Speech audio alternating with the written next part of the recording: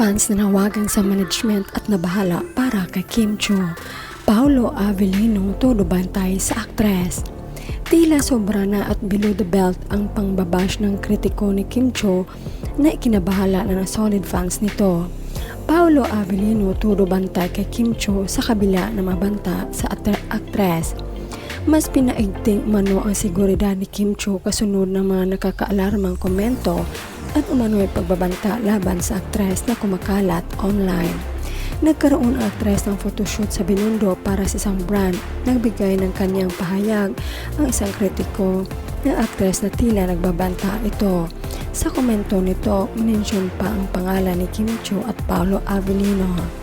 At ni Paolo Avellino, saan ba si at Prinsesa Chinita sa Binondo sarap pupuntahan ng mamatay tao at ipapatay.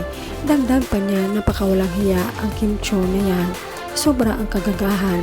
At ni Paolo Avellino, mamatay sana si Kim Cho, sarap ipapatay. Sobrang apektado ang fans ng aktres sa pahayag nito. Matapos makarating sa kanyang supporters ang ilang pahayag na itinuturing nilang lumampas na sa karaniwang pambabatikos, marami na nawagan na maging mas maingat si Kim, lalo na sa kanyang mga public appearances. Sa gitna ng kontrobersya, nadadamay ngayon ang pangalan ni Paolo Avellino na umano'y nag-alala rin para sa kaligtasan ni Kim. Ayon sa isang source, mas naging alerto raw ang aktor matapos malaman ang tungkol sa mga komentong ipinupukol sa kanyang leading lady. Ayon pa sa umano sa source, napadagdag na ng bantay si Paolo para masiguro ang seguridad ni Kim, lalo na habang abala sila sa kanilang mga proyekto at may mapagkataong kailangan nilang mag-shoot sa iba't ibang lugar. Gayon paman, mahalagang linawin na wala pang opisyal na pahayag mula kina Paolo, Kim sa kanilang management na nagkukumpirma sa naturang impormasyon. Hindi rin nakapagtaka kung bakit nag-alala ang Kim Pao supporters. Kilala si Kim sa maging approachable sa kanyang fans at madalas siyang nakikitang nakikislamuha sa publiko. Kaya naman para sa kanyang supporters, mas makabubuti magkaroon ng dagdag na pag-iingat habang hindi pa malinaw kung gaano kaseryoso mga kumakalat na pahayag online. Ito naman reaksyon ng netizens.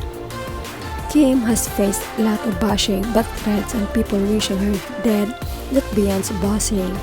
I wonder when at Star Magic Philippines plans to actually do something more than just issuing a statement.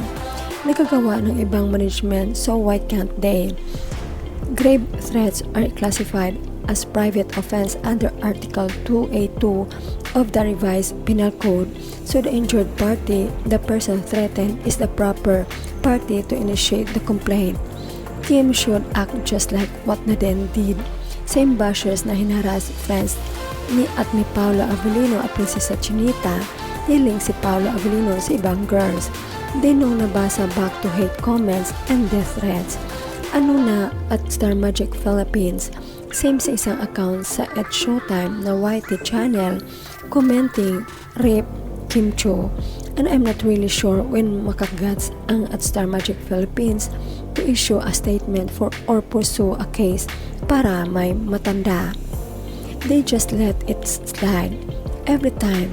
Let Psalm 91 operate in Kim that no harm will befall her, nor any plague come near her tent, for her he will command his angels concerning her, in that Kim is covered by the blood of Jesus. So this girl who meant evil to her will be dealt by the Lord, that no matter where she hides, she couldn't escape the wrath of God.